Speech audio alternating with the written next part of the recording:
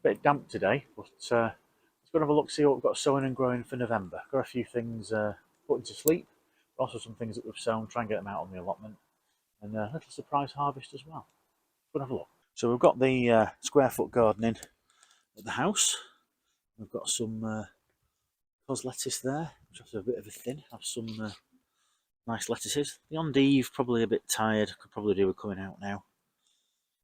The spring onions are doing really well at the back. Quite impressed with those. They should keep going through winter. Pak choy looks a little bit sorry for itself. Excuse the football. But the inner leaves aren't looking too bad there. I think we're quite happy. We'll take some of the older leaves off, get those tidied up a bit. Over here, underneath the massive fronds of the fennel, which have gone to seed, we've got some of the Northern Queen lettuce, which we'll be harvesting through the rest of winter. Got some more sort of little seedlings we've got in here. Can't remember what they are. I'll have to see. Mystery plant. Then, as I was discussing on last night's live stream with Audrey of Real Food Comes Dirty, this is the celery, and you can see how we can just do cut and come again. Got about 9 plants here. You can get quite a nice harvest of these. So I'm just going to keep these here at the house and cut them as and when we need them. But that's done really well, much better than we ever had at the allotment. November, we might just be able to get a few of these sort of Chinese, Asian mustards and stuff in.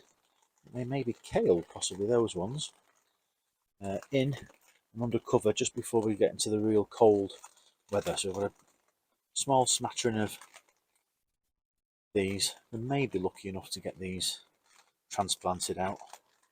And if we are looking to get things planned and planted, oh look, got the Bees, Brews and Bread allotment and vegetable garden journal and planner in here. Oh, let's go and have a look.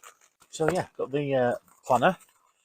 If you are looking to help support the channel, then I've got a link for this below for the planner for this year. It's got a section for months, one for the whole year, got some section for your seeds and your planned dates for getting them in.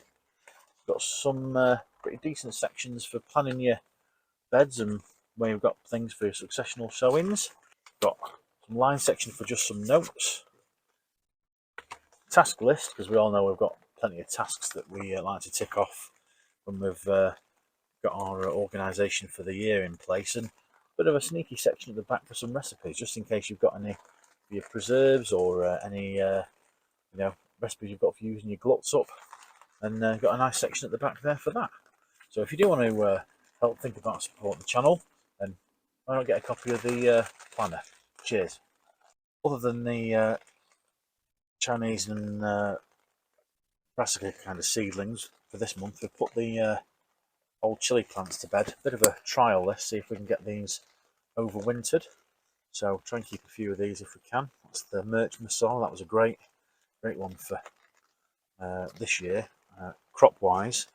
And then just a few last minute harvests. We've got just a couple of jalapenos left. Was that black?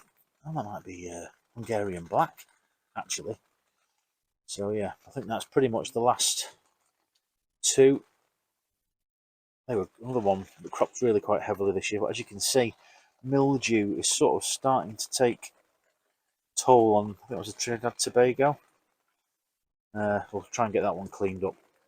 But yeah, that's the last of the chili pepper harvest this year. And try and clear those ones out. But yeah, try and see if we can overwinter these chilies. Might have to keep them in the house in the cellar where it's a bit warmer. So we'll already cut them down a little bit already, as you can see. But, trying to keep these inside down in the cellar where it's a bit cool and put them into hibernation. But they'll not rot hopefully if we get any cold temperatures. That's the end of the chilies.